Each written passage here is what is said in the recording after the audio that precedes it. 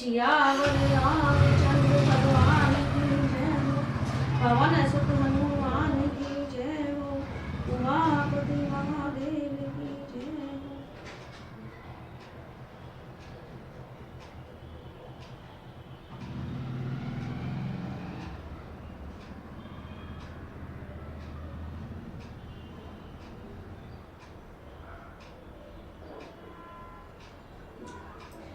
बोलो सियावर रामचंद्र भगवान की जय।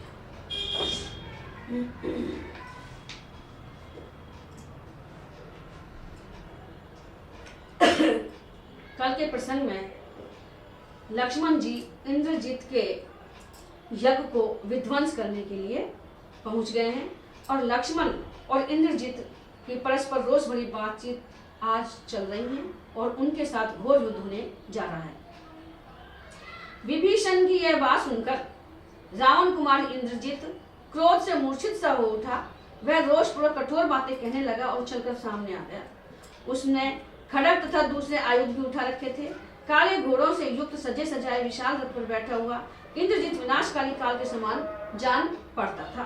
वह भयंकर बलशाली निशाचर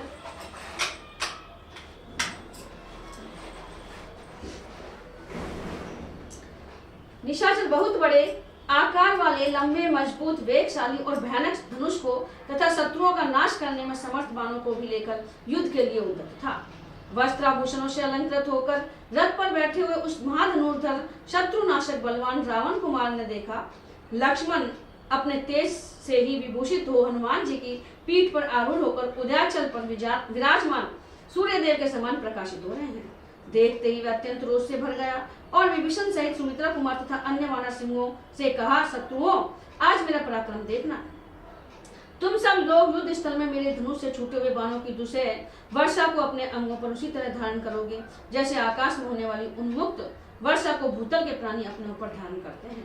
जैसे आग रुई के ढेर को जला देती है, उसी प्रकार इस विशाल धनुष से छूटे हुए मेरे बाण आज तुम्हारे शरीरों की धज्जियां उड़ा देंगे। आज अपने शूल, शक्ति, रिष्टि और तोमरों द्वारा तथा तीखे सहायकों से छिन्न भिन्न करके तुम सब लोगों को यमलोक पहुंचा दूंगा। युद्ध स्थल में हाथों को बड़ी फुर्ती से चलाकर जब मैं मेघ के समान गरजता हुआ बाणों की वर्षा आरंभ करूंगा, उस समय कौन मेरे सामने ठहर सकेगा। लक्ष्मण, उस दिन रात्रि युद्ध में मैंने वज्र और अश्नि के समान तेजस्वी बाणों द्वारा जो पहले तुम दोनों भाइयों को रणभूमि में सुला दिया था और तुम लोग अपने अग्रगामी सैनिकों से मूर्छित होकर पड़े थे, मैं समझता हूँ उसका इस समय तुम्हें स्मरण नहीं हो रहा है। विषधर सर्प के समान रोष से भरे हुए मुझ इंद्रजीत के साथ जो तुम युद्ध करने के लिए उपस्थित हो गए, उससे स्पष्ट जान पड़ता है कि यमलोक में जाने के लिए उद्यत हो। राक्षस राज के बेटे की वह गर्जना सुनकर रघुकुल नंदन लक्ष्मण कुपित हो उठे। उनके मुख पर भय का कोई चिन्ह नहीं था। वे उस रावण कुमार से बोले, निशाचर, तुमने केवल वाणी द्वारा अपने शत्रुवध आदि कार्यों की पूर्ति के लिए घोषणा कर दी, परंतु उन कार्यों को पूरा करना तुम्हारे लिए बहुत ही कठिन है। जो क्रिया द्वारा कर्तव्य कर्मों के पार पहुंचता है, अर्थात जो कहना नहीं काम पूरा करके दिखा देता है, वही पुरुष बुद्धिमान है। दुर्मते, तुम अपने अभिष्ट कार्य को सिद्ध करने में असमर्थ हो। जो कार्य किसी के द्वारा भी सिद्ध होना कठिन है, उसे केवल वाणी के द्वारा कहकर तुम अपने को कृतार्थ मान रहे हो। उस दिन संग्राम में अपने को छिपाकर तुमने जिसका आश्रय लिया था, वह चोरों का मार्ग है। वीर पुरुष उसका सेवन नहीं करते। राक्षस, इस समय मैं तुम्हारे बाणों के मार्ग में आकर खड़ा हूँ। आज तुम अपना वह तेज दिखाओ, केवल बढ़ बढ़कर बातें क्यों बना रहे हो। लक्ष्मण के ऐसा कहने पर संग्राम विजयी महाबली इंद्रजीत ने अपने भयंकर धनुष को दृढ़ता पूर्वक पकड़कर अपने बाणों की वृष्टि आरंभ कर दी। उसके छोड़े हुए महान वेगशाली बाण सांप के विष की तरह जहरीले थे। वे फुफकारते हुए सर्प के समान लक्ष्मण के शरीर पर पड़ने लगे। वेगवान रावण कुमार इंद्रजीत ने उन अत्यंत वेगशाली बाणों द्वारा युद्ध में शुभ लक्ष्मण को घायल कर दिया। बाणों से उनका शरीर अत्यंत क्षतविक्षत हो गया। वे रक्त से नहा उठे। उस अवस्था में श्रीमान लक्ष्मण धूम रहित प्रज्वलित अग्नि के समान शोभा पा रहे थे। इंद्रजीत अपने पराक्रम देख लक्ष्मण के पास जा बड़े जोर से गर्जना करके यूं बोला, सुमित्रा कुमार, मेरे धनुष से छूटे हुए तेज धार वाले पंखधारी बाण शत्रु के जीवन का अंत कर देने वाले हैं। ये आज तुम्हारे प्राण लेकर ही रहेंगे। लक्ष्मण, आज मेरे द्वारा मारे जाकर जब तुम्हारे प्राण निकल जाएंगे, तब तुम्हारी लाश पर झुंड के झुंड गीदड़, बाज और गिद्ध टूट पड़ेंगे। परम दुर्बुद्धि राम, तुम जैसे नारी है, क्षत्रिय अधम एवं अपने भक्त भाई को आज ही मेरे द्वारा मारा गया देखेंगे। सुमित्रा कुमार, तुम्हारा कवच खिसक कर पृथ्वी पर गिर जाएगा, धनुष भी दूर जा पड़ेगा और तुम्हारा मस्तक भी धड़ से अलग कर दिया जाएगा। इस अवस्था में राम आज मेरे हाथ से मारे गए तुमको देखेंगे।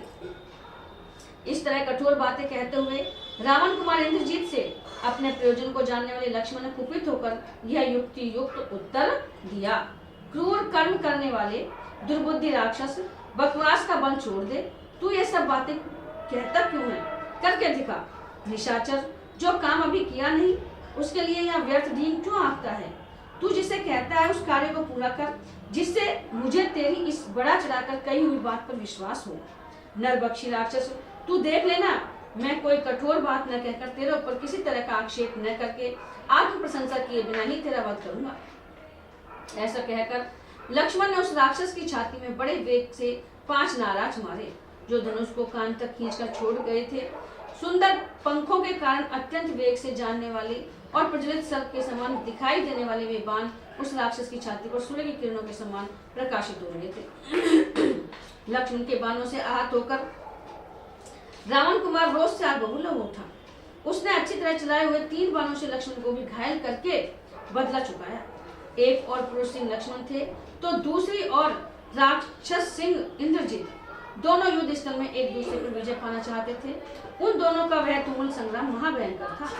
वे दोनों वीर पराक्रमी, बल संपन्न, विक्रमशाली, परम दुर्जय तथा अनुपम बल और तेज से युक्त होने के कारण अत्यंत दुर्जय थे। जैसे आकाश में 2 ग्रह टकरा गए हों, उसी तरह वे दोनों वीर परस्पर जूझ रहे थे। उस युद्ध स्थल में वे इंद्र और वृत्तासुर के समान दुर्दुष जान पड़ते थे। वह परधानी चौक करते। वे महामनस्वी नरश्रेष्ठ तथा राक्षस प्रवर वीर जैसे 2 सिंह आपस में लड़ रहे हों, उसी प्रकार युद्ध करते थे और बहुत से बाणों की वर्षा करते हुए युद्ध भूमि में डटे हुए थे। दोनों ही बड़े और उत्साह के साथ एक दूसरे का सामना करते थे। तदंतर दशरथ नंदन शत्रुसूदन लक्ष्मण ने कुपित हुए सर्प की भांति लंबी सांस खींचते हुए अपने धनुष पर अनेक बाण रखे और उन सबको राक्षस राज इंद्रजीत पर छिड़काया। उनके धनुष की डोरी से प्रकट होने वाली ध्वनि सुनकर राक्षस राज इंद्रजीत का मुंह उदास हो गया और वह चुपचाप लक्ष्मण को देखा। रावण कुमार इंद्रजीत का मुंह उदास देखकर विभीषण ने युद्ध में लगे हुए सुमित्रा कुमार से कहा, महाभावो, इस समय रावण पुत्र इंद्रजीत में मुझे जो लक्षण दिखाई दे रहे हैं उनसे जान पड़ता है कि निसंदेह इसका उत्साह भंग हो गया है। अतः आप इसके बदले में शीघ्रता करें। तब सुमित्रा कुमार ने विस्तर सर्पों के समान भयंकर इंद्र को भी सब दिनाए।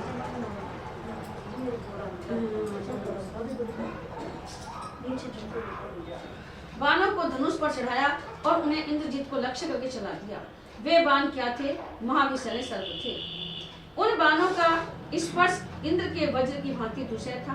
लक्ष्मण के चलाए हुए उन बाणों की चोट खाकर इंद्रजीत 2 घड़ी के लिए मूर्छित हो गया। उसकी सारी इंद्रियां विक्षुब्ध हो उठी। थोड़ी देर में जब होश हुआ और इंद्रियां सुस्थिर हुई, तब उसने रणभूमि में दशरथ कुमार के लक्ष्मण को खड़ा देखा। देखते उसके नेत्र क्रोध से लाल हो गए और वह सुमित्रा कुमार के सामने गया। वहां पहुंचकर वह उनसे कठोर वाणी में बोला, सुमित्रा कुमार, पहले युद्ध में मैंने जो पराक्रम दिखाया था उसे क्या तुम भूल गए? उस दिन तुमको और तुम्हारे भाई को भी मैंने बांध लिया था। उस समय तुम युद्ध में पड़े पड़े छटपटा रहे थे। उस महायुद्ध में वज्र और अश्नि के समान तेजस्वी बाणों द्वारा मैंने तुम दोनों भाइयों को पहले धरती पर सुला दिया था। तुम दोनों अपने अग्रगामी सैनिकों के साथ मूर्छित होकर पड़े थे। अथवा मालूम होता है कि तुम्हें उन सब बातों की याद नहीं आ रही है। यह स्पष्ट जान पड़ता है कि तुम यमलोक में जाना चाहते हो, इसलिए तुम मुझे पराजित करने की इच्छा रखते हो। यदि पहले युद्ध में तुमने मेरा पराक्रम नहीं देखा है तो आज तुम्हें दिखा दूंगा। इस समय सुस्थिर भाव से खड़े रहो। ऐसा कहकर तीखी धार वाले 7 बाणों से उसने लक्ष्मण को घायल कर दिया और 10 उत्तम सहायकों द्वारा हनुमान जी पर प्रहार किया। तत्पश्चात दूने रोष से भरे हुए उस पराक्रमी निशाचर ने अच्छी तरह से छोड़े गए 100 बाणों द्वारा विभीषण को क्रोधपूर्वक क्षत कर दिया। इंद्रजीत द्वारा किए गए इस पराक्रम को देखकर श्री राम के छोटे भाई लक्ष्मण ने उसकी कोई परवाह नहीं की और हंसते हंसते कहा, यह तो कुछ नहीं है।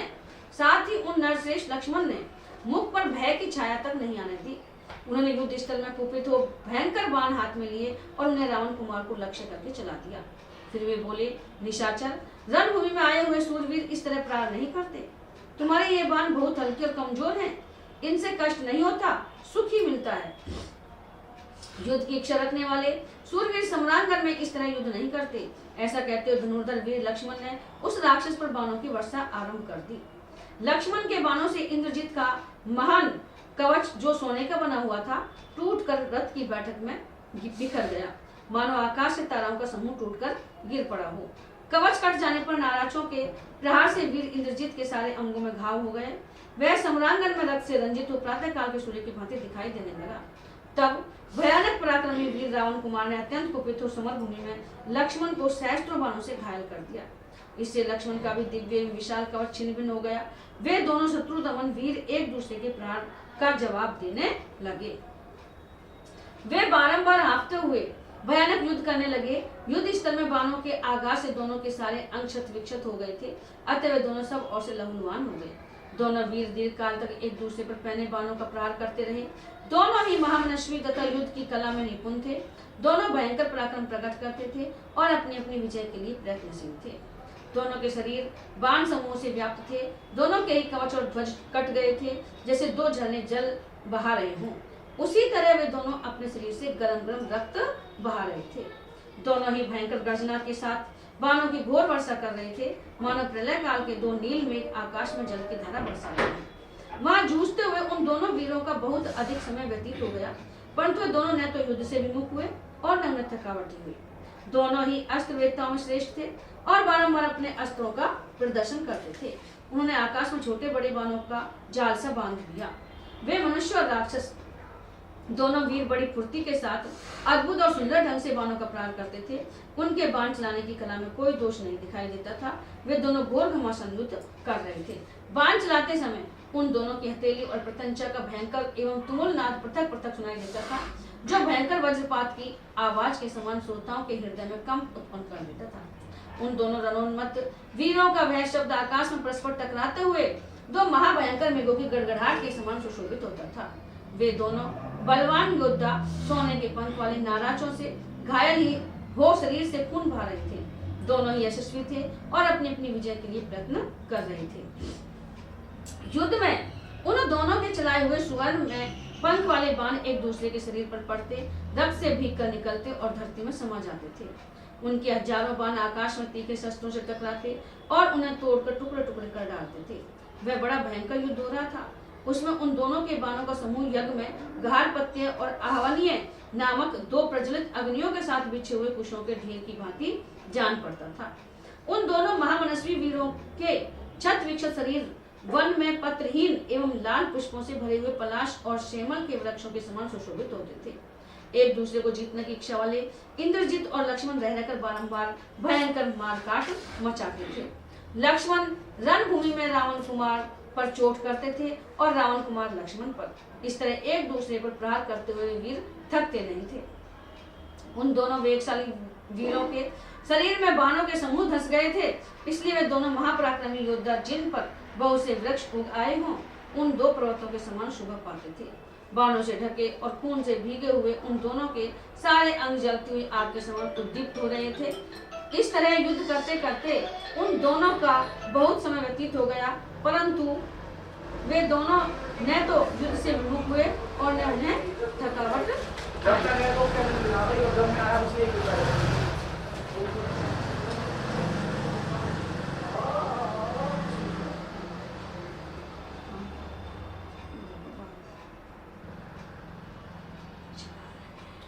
युद्ध के मुहाने पर पराजित न होने वाले लक्ष्मण के युद्ध जनित श्रम का निवारण तथा उनके प्रिय एवं हित का संपादन करने के लिए महात्मा विभीषण युद्ध भूमि में आकर खड़े हुए। लक्ष्मण और इंद्रजीत को दो मदमत हाथियों की भांति परस्पर विजय पाने की इच्छा से युद्धासक्त होकर जूझते देख उन दोनों के युद्ध को देखने की इच्छा से रावण के बलवान भाई सूर्य विभीषण सुंदर धनुष धारण किए उस युद्ध के मुहाने पर आकर खड़े हो गए। वहां खड़े होकर उन्होंने अपने विशाल धनुष को खींचा और राक्षसों पर तेज धार वाले बड़े बड़े बाणों को बरसाना प्रारंभ किया। जैसे वज्र नामक अस्त्र बड़े बड़े पर्वतों को विदीर्ण कर देते हैं, उसी प्रकार विभीषण के चलाए हुए वे बाण, जिनका स्पर्श आग के समान जलाने वाला था, राक्षसों पर गिरकर उनके अंगों को चीरने लगा। विभीषण के अनुचर भी राक्षसों में श्रेष्ठ वीर थे, अतः वे भी सम्रांगण में शूल, खड़ग और पट्टिशों द्वारा वीर राक्षसों का संहार करने लगे। उन चारों राक्षसों से घिरे हुए विभीषण दृष्ट गज शावकों के बीच में खड़े हुए गजराज की भांति शोभा पाते थे। राक्षसों में श्रेष्ठ विभीषण समयोचित कर्तव्य को जानते थे, इसलिए उन्होंने वानरों को, जिन्हें राक्षसों का वध करना प्रिय था, युद्ध के लिए प्रेरित करते हुए यह समय के अनुरूप बात कही। वानरेश्वर हो, अब खड़े खड़े क्या देखते हो? राक्षस राज रावण का यह एकमात्र सहारा है जो तुम्हारे सामने खड़ा है। रावण की सेना का इतना ही भाग अब शेष रह गया है। इस युद्ध के मुहाने पर, इस पापी राक्षस इंद्रजीत के मारे जाने पर रावण को छोड़कर उसकी सारी सेना को मरी हुई समझो। वीर प्रहस्त मारा गया। महाबली निकुंभ, कुंभकर्ण, कुंभ तथा निशाचर, ध्रुमाक्ष और भी काल के गाल में चले गए। जम्बूमाली, महामाली, तीक्ष्ण वेग, अश्नि प्रभु, सुतधनु, यज्ञकोप, राक्षस, वज्रदंष्ट, संघादि, विकट, अरिघ्न, तपन, मंद, प्रघास, प्रघस, प्रजंग, जंग, दुर्जय, अग्निकेतु, पराक्रमी, रश्मिकेतु, विद्युजन्य, द्विजिन्य, राक्षस, सूर्यपुत्र, अकंपन, सुपार्श्व, निशाचर, चक्रमाली, कंपन तथा वे दोनों शक्तिशाली वीर देवांतक और नरांतक, ये सभी मारे जा चुके हैं। इन अत्यंत बलशाली बहुसंख्यक राक्षस शिरोमणियों का वध करके तुम लोगों ने हाथों से तैरकर समुद्र पार कर लिया है। अब गाय की खुरी के बराबर ये छोटा सा राक्षस बचा हुआ है, अतः इसे भी शीघ्र ही लांघ जाओ। वानरों, इतनी ही राक्षस सेना और शेष रह गई है जिसे तुम्हें जीतना है। अपने बल पर घमंड करने वाले प्राय सभी राक्षस तुमसे भिड़कर मारे जा चुके हैं। मैं इसके बाप का भाई हूँ, इस नाते यह मेरा पुत्र है, अतः मेरे लिए इसका वध करना अनुचित है। मैं इसका वध नहीं कर सकता। तथापि श्री रामचंद्र जी के लिए दया को तिलांजलि दे मैं अपने इस भतीजे को मारने के लिए उद्यत हूँ। जब मैं स्वयं मारने के लिए इस पर हथियार चलाना चाहता हूँ, उस समय आंसू मेरी दृष्टि बंद कर देते हैं कि अपना पर कैसे चला कितने के दुश्मन हो। अतः ये महाभाव लक्ष्मण ही इसका विनाश करेंगे। वानरों, तुम लोग झुंड बनाकर इसके समीपवर्ती सेवकों पर टूट पड़ो और उन्हें मार डालो। इस प्रकार अत्यंत यशस्वी राक्षस विभीषण के प्रेरित करने पर वानर योद्धपति हर्ष और उत्साह से भर गए तथा अपनी पूंछ पटकने लगे। फिर वे सिंह के समान पराक्रमी वानर बारंबार गरजते हुए उसी तरह नाना प्रकार के शब्द करने लगे, जैसे बादलों को देखकर मोर अपनी बोली बोलने लगते हैं। अपने यूथ वाले समस्त भालुओं से गिरे हुए जामवन तथा वे वानर पत्थरों, नखों और दांतों से वहां राक्षसों को पीटने लगे। अपने ऊपर प्रहार करते हुए वृक्षराज जामवान को उन महाबली राक्षसों ने भय छोड़कर चारों ओर से घेर लिया। उनके हाथों में अनेक प्रकार के अस्त्र शस्त्र थे। वे राक्षस सेना का संहार करने वाले जामवान पर युद्ध स्थल में बाणों, तीखे फरसों, पट्टिसों, डंडों और तोमरों द्वारा प्रहार करने लगे। वानरों और राक्षसों का वह महायुद्ध क्रोध से भरे हुए देवताओं और असुरों के संग्राम की भांति बड़ा भयंकर हो चला। उसमें बड़े जोर जोर से भयानक कोलाहल होने लगा। उस समय महामनस्वी हनुमान जी ने लक्ष्मण को अपनी पीठ से उतार दिया और स्वयं भी अत्यंत कुपित होकर पर्वत शिखर से एक साल वृक्ष उखाड़कर सहस्त्रों राक्षसों का संहार करने लगे। शत्रुओं के लिए उन्हें परास्त करना बहुत ही कठिन था। शत्रु वीरों का संहार करने वाले बलवान इंद्रजीत ने अपने चाचा को भी घोर युद्ध का अवसर देकर पुनः लक्ष्मण पर धावा किया। लक्ष्मण और इंद्रजीत दोनों वीर उस समय रणभूमि में बड़े वेग से जूझने लगे। वे दोनों बाण समूहों की वर्षा करते हुए एक दूसरे को चोट पहुंचाने लगे। वे महाबली वीर बाणों का जाल सा बिछाकर बारंबार एक दूसरे को ढक देते थे, ठीक उसी तरह जैसे वर्षा काल में वेगशाली चंद्रमा और सूर्य बादलों से आच्छादित हो जाया करते हैं। युद्ध में लगे हुए उन दोनों वीरों के हाथों में इतनी फुर्ती थी कि तरकस से बाणों का निकालना, उनको धनुष पर रखना, धनुष को इस हाथ से उस हाथ में लेना, उसे मुट्ठी में दृढ़तापूर्वक पकड़ना, कान तक खींचना, बाणों का विभाग करना, उन्हें छोड़ना और लक्ष्य भेदना आदि कुछ भी दिखाई नहीं पड़ता था। वो इतनी फुर्ती से कार्य करते थे। धनुष के वेग से छोड़े गए बाण समूह द्वारा आकाश सब ओर से ढक गया, अतः उसमें साकार वस्तुओं का दिखना बंद हो गया। लक्ष्मण रावण कुमार के पास पहुंचकर और रावण कुमार लक्ष्मण के निकट जाकर दोनों परस्पर जूझने लगे। इस प्रकार युद्ध करते हुए जब वे एक दूसरे पर प्रहार करने लगते तब भयंकर अव्यवस्था पैदा हो जाती थी। क्षण क्षण में यह निश्चय करना कठिन हो जाता था कि अमुक की विजय या पराजय होगी, यानी किसकी विजय होगी किसकी पराजय होगी। उन दोनों के द्वारा वेग पूर्वक छोड़े गए तीखे बाणों से आकाश ठसाठस भर गया और वहां अंधेरा छा गया। वहां गिरते हुए बहुसंख्यक अस्त्रों और सैकड़ों तीखे सहायकों से संपूर्ण दिशाएं विदिशाएं भी व्याप्त हो गई। अतः सब कुछ अंधकार से आच्छन्न हो गया और बड़ा भयानक दृश्य दिखाई देने लगा। सूर्य अस्त हो गया, सब और अंधेरा फैल गया और रक्त के प्रभाव से पूर्ण सहस्त्रों बड़ी बड़ी नदियां बह चली। मांस भक्षी भयंकर जंतु अपनी वाणी द्वारा भयानक शब्द प्रकट करने लगे। उस समय न तो वायु चलती थी और न आग प्रज्वलित होती थी। महर्षिगण बोल उठे, संसार का कल्याण हो। उस समय गंधर्वों को बड़ा संताप हुआ। वे चारणों के साथ वहां से भाग चले। तदंतर लक्ष्मण ने 4 बाण मारकर उस राक्षस सिंह के सोने के आभूषणों से सजे हुए काले रंग के चारों घोड़ों को बांध दिया। तत्पश्चात रकुल नंदन श्रीमान लक्ष्मण ने दूसरे तीखे पानीदार सुंदर पंख वाले और चमकीले भल्ले से, जो इंद्र के वज्र की समानता करता था तथा जिसे कान तक खींचकर छोड़ा गया था, रणभूमि में चढ़ते हुए इंद्रजीत के सारथी का मस्तक शीघ्रता पूर्वक धड़ से अलग कर दिया। वह वज्रोपम बाण छूटने के साथ ही हथेली के शब्द से अनुनादित हो सनसनाता हुआ आगे बढ़ गया था। सारथी के मारे जाने पर महातेजस्वी मंदोदरी कुमार इंद्रजीत स्वयं ही सारथी का भी काम संभालता, घोड़ों को भी काबू में रखता और फिर धनुष को भी चलाता था। युद्ध स्थल में उसके द्वारा वहां सारथी के कार्य का भी संपादन होना दर्शकों की दृष्टि में बड़ी अद्भुत बात थी। इंद्रजीत जब घोड़ों को रोकने के लिए हाथ बढ़ाता तब लक्ष्मण उसे तीखे बाणों से बेधने लगते और जब वह युद्ध के लिए धनुष उठाता तब उसके घोड़ों पर बाणों का प्रहार करते थे। उन छिद्रों में शीघ्रता पूर्वक हाथ चलाने वाले सुमित्रा कुमार लक्ष्मण ने सम्रांगण में निर्भय से विचरते हुए इंद्रजीत को अपने बाण समूह द्वारा अत्यंत पीड़ित कर दिया। समर भूमि में सारथी को मारा गया देख रावण कुमार ने युद्ध विषय उत्साह त्याग दिया। वह विषाद में डूब गया।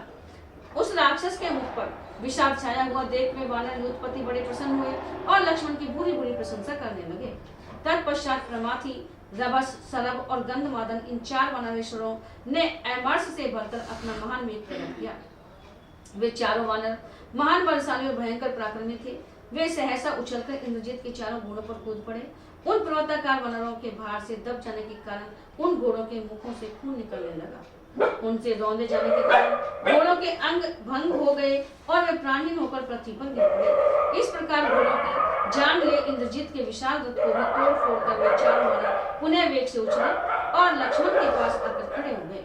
सारथी तो पहले ही मारा गया था। जब घोड़े भी मार डाले गए तब रावण कुमार हाथ रथ से कूद पड़ा और बाणों की वर्षा करते हुए सुमित्रा कुमार की ओर बढ़ा। उस समय इंद्र के समान पराक्रमी लक्ष्मण ने श्रेष्ठ घोड़ों के मारे जाने से पैदल चलकर युद्ध में तीखे उत्तम बाणों की वर्षा करते हुए इंद्रजीत को अपने बाण समूहों की मार से अत्यंत घायल कर दिया।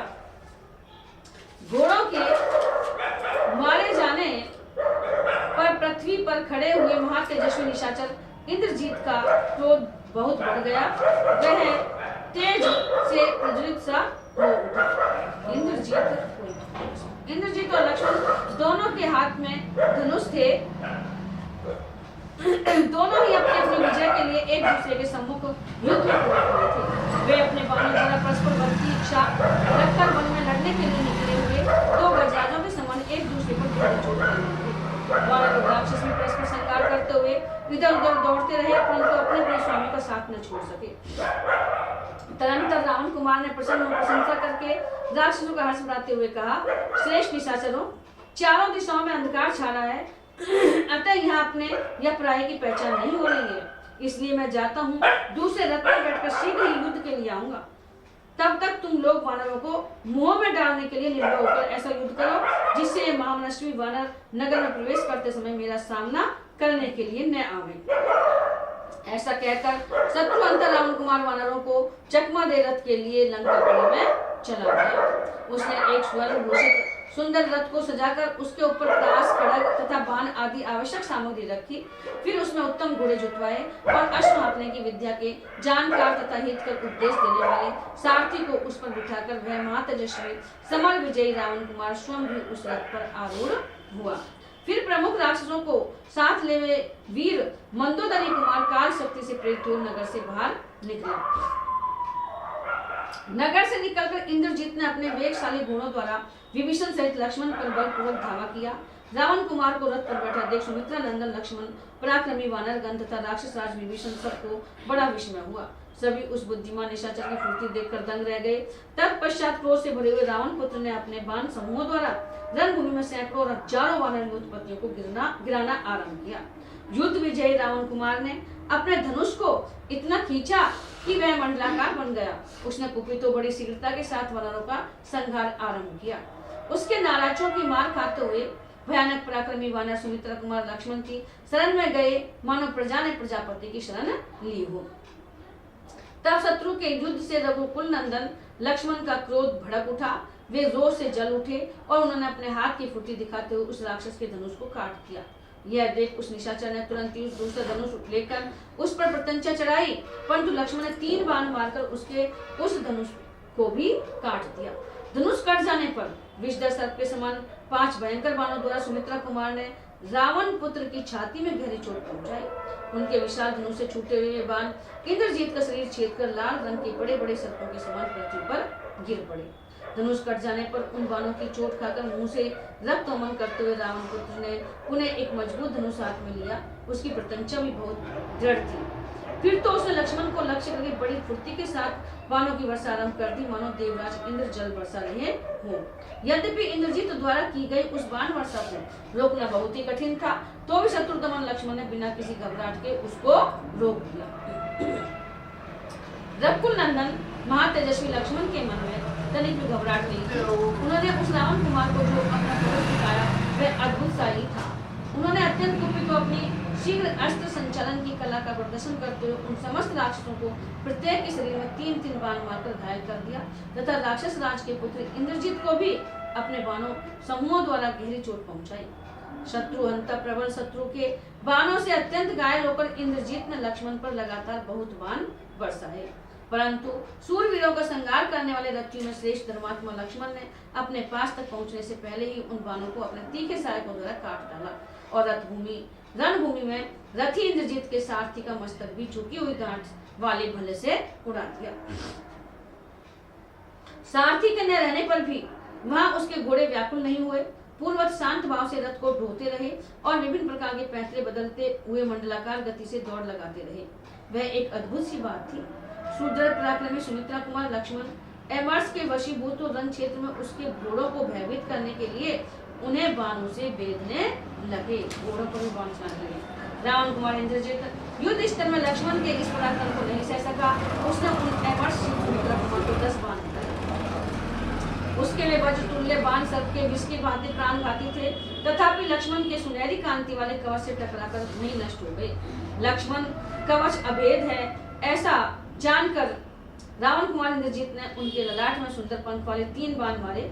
उसने अपनी अस्त्र चलाने की फुर्ती दिखाते हुए अत्यंत क्रोधपूर्वक उन्हें घायल कर दिया। ललाट में धसे हुए उन बाणों से युद्ध की शलाघा रखने वाले रघुकुल नंदन लक्ष्मण संग्राम के मुंह आने पर 3 शिखरों वाले पर्वत के समान शोभा पा रहे थे। उस राक्षस के द्वारा युद्ध में बाणों से इस प्रकार पीड़ित किए जाने पर भी लक्ष्मण ने उस समय तुरंत 5 बाणों का संधान किया और धनुष को खींचकर चलाए हुए उन बाणों के द्वारा सुंदर कुंडलों से सुशोभित इंद्रजीत के मुखमंडल को क्षत विक्षत कर दिया। लक्ष्मण तथा इंद्रजीत दोनों वीर महाबलवान थे। उनके धनुष भी बहुत बड़े थे। भयंकर पराक्रम करने वाले वे दोनों योद्धा एक दूसरे को बाणों से घायल करने लगे। इससे लक्ष्मण और इंद्रजीत दोनों के शरीर लहूलुहान हो गए। रणभूमि में वे दोनों वीर फूले हुए पलाश के वृक्षों की भांति शोभा पा रहे थे। उन दोनों धनुर्धर वीरों के मन में विजय पाने के लिए दृढ़ संकल्प था। अतः वे आपस में जुटकर एक दूसरे के सभी अंगों को भयंकर बाणों का निशाना बनाने लगे। इसी बीच में सम्रोचित क्रोध से युक्त हुए रावण कुमार ने विभीषण के सुंदर मुख पर 3 बाणों का प्रहार किया, जिनके अग्रभाग में लोहे के फल लगे हुए थे। ऐसे 3 बाणों से राक्षस राज विभीषण को घायल करके इंद्रजीत ने उन सभी वानर युद्धपतियों पर एक बाण का प्रहार किया। इससे महातेजस्वी विभीषण को उस पर बड़ा क्रोध आया और उन्होंने अपनी गदा से उस दुरात्मा रावण कुमार के 4 घोड़ों को मार डाला, जिसका सारथी पहले ही मारा जा चुका था और अब घोड़े भी मार डाले गए।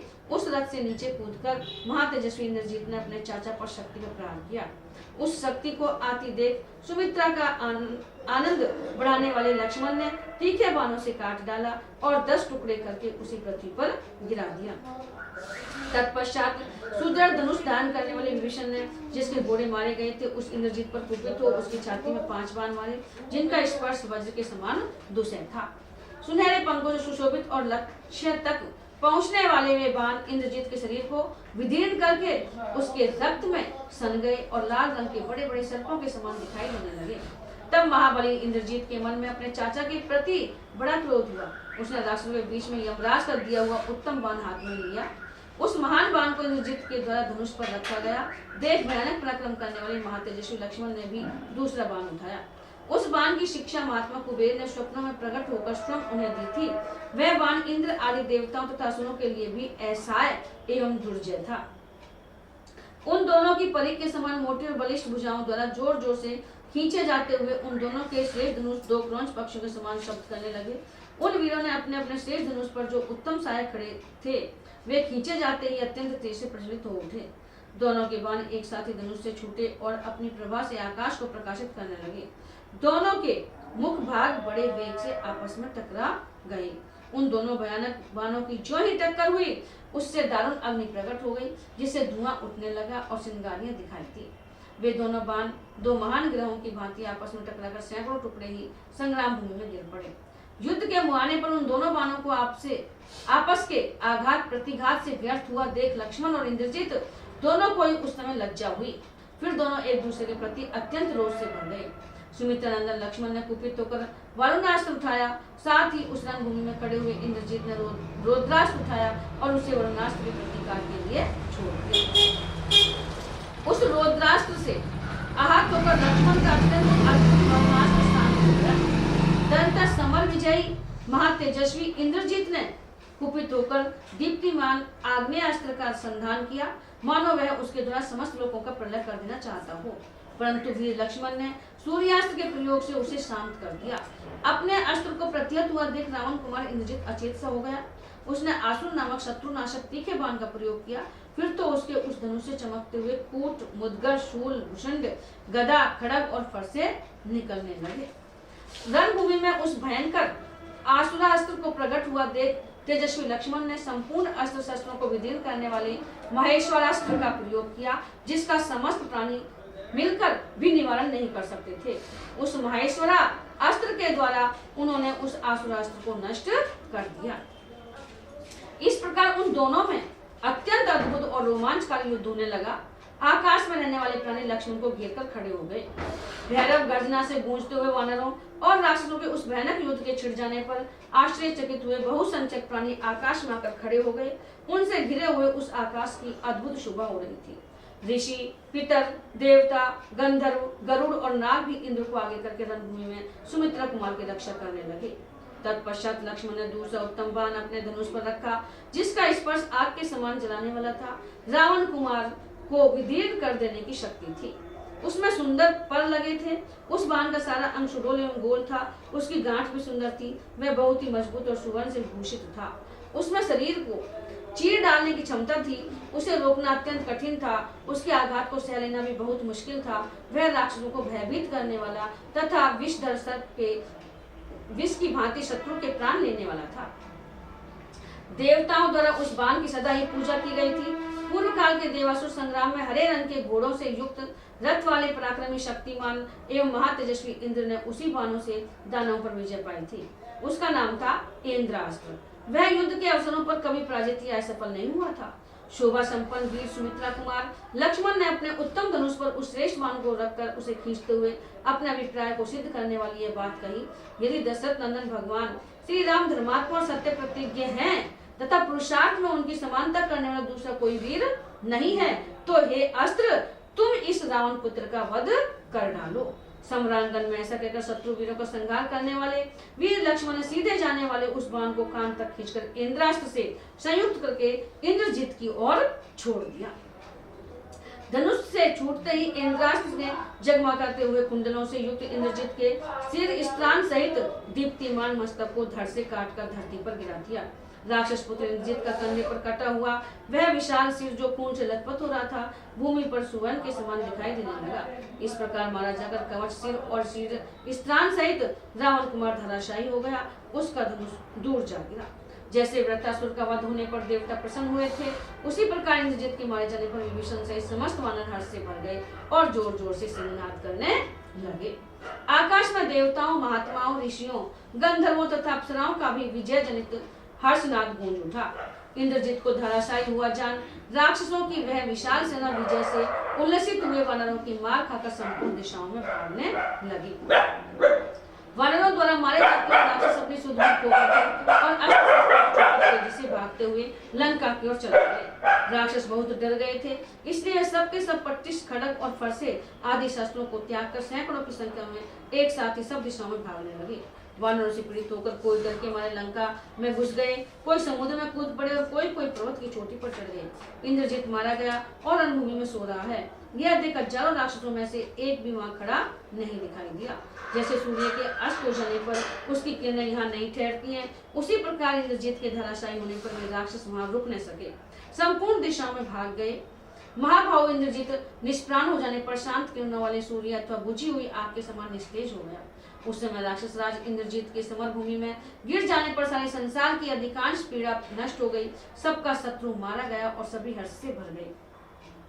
उस पाप कर्मा राक्षस के मारे जाने पर संपूर्ण महर्षियों के साथ भगवान इंद्र को बड़ी प्रसन्नता हुई। आकाश में नाचती हुई अप्सराओं और गाते हुए महामना गंधर्वों के नृत्य और गान की ध्वनि के साथ देवताओं की दुंदुभी का शब्द भी सुनाई देने लगा। देवता आदि वहां फूलों की वर्षा करने लगे। वह दृश्य अद्भुत सा प्रतीत हुआ। उस क्रूर कर्मा राक्षस के मारे जाने पर वहां की उठती हुई धूल शांत हो गई। संपूर्ण लोगों को भय देने वाले इंद्रजीत के धराशायी होने पर जल स्वच्छ हो गया, आकाश में निर्मल दिखाई देने लगा और देवता तथा दानव हर्ष से खिले थे। देवता, गंधर्व और दानव वहां आए और सब एक साथ संतुष्ट होकर बोले, अब ब्राह्मण लोग निश्चिंत एवं क्लेश शून्य होकर सर्वत्र विचरे। सम्रांगण में अप्रतिम बलशाली निशाचर शिरोमणि इंद्रजीत को मारा गया देख हर्ष से भरे हुए वानर युद्धपति लक्ष्मण का अभिनंदन करने लगे। विभीषण, हनुमान और रीछ युद्धपति जामवान ये इस विजय के लिए लक्ष्मण जी का अभिनंदन करते हुए उनकी भूरी भूरी प्रशंसा करने लगे। हर्ष एवं रक्षा का अवसर पाकर वानर किलकिलाते, कूदते और गरजते हुए वहां रघुनंदन लक्ष्मण को घेर कर खड़े हो गए। उस समय अपनी पूंछों को हिलाते हुए और फटकारते हुए वानर वीर लक्ष्मण की जय हो यह नारा लगाने लगे। वानरों का चित्त हर्ष से भरा हुआ था। वे विविध गुणों वाले वानर एक दूसरे को हृदय से लगाकर श्री रामचंद्र जी से संबंध रखने वाली कथाएं कहने लगे। युद्ध स्थल में लक्ष्मण के प्रिय सुहृदय वानर उनका वह दुष्कर एवं महान पराक्रम देख बड़े प्रसन्न हुए। देवता भी उस इंद्रद्रोही राक्षस का वध हुआ देख मन में बड़े भारी हर्ष का अनुभव करने लगे। बोलो लक्ष्मण जी की जय हो। इंद्रजीत का वध हो गया आज। बोलो सियावर रामचंद्र भगवान की जय।